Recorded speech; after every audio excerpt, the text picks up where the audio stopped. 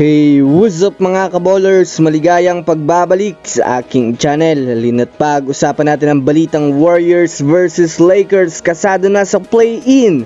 LeBron James, delikado daw sa Golden State Warriors. Tara na't pag-usapan natin yan dito sa Basketball Hotshots.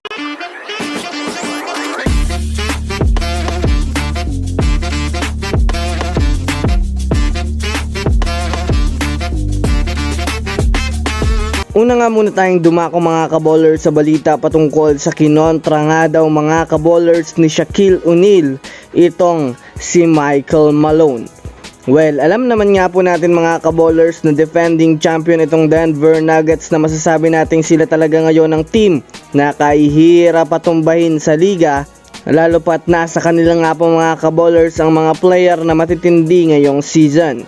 Sa katunayan mga kaballers, kung susumadayin natin ng maigi, matindi talaga ang lineup ng Denver Nuggets ngayon, lalo pat desidido nga po ang kanilang team na makuha ang back-to-back champion ngayong taon.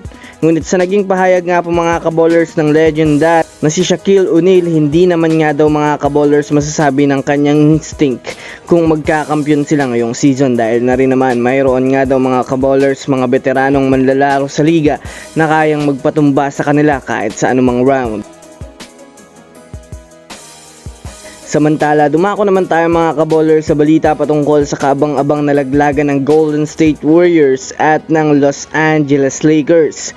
Kanina lang nga po mga kaballers nang inilabas na sa ngayon ang pinaka-updated playoffs at play-in tournament bracket ng NBA ngayong season. At dahil nga po mga kaballers sa magkadikit nga po ang Lakers at itong Warriors sa 9 seed at 10 seed ng Western Conference, ay sila nga po mga kaballers ang nakaabang na magtatapat sa play-in tournament ngayong season.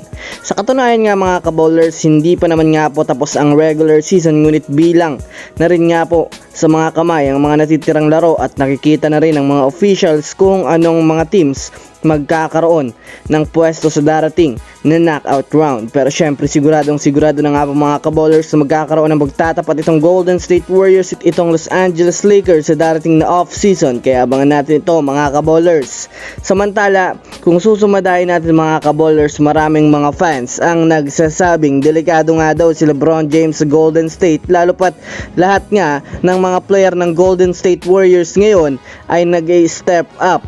Samahan mo pa mga kaballers na nagbabalik na rin ang laruan ni Andrew Wiggins, habang patuloy naman sa pag-improve itong si Jonathan Kuminga at Moses Moody. So that's it for today's video mga kaballers. Yan lang ang ating pag-uusapan sa ngayon. Pindutin ang subscribe and hit nyo na rin ang notification bell para sa mga susunod na updates sa mundo ng basketball. Again, this is Basketball Hotshots. Thanks for watching.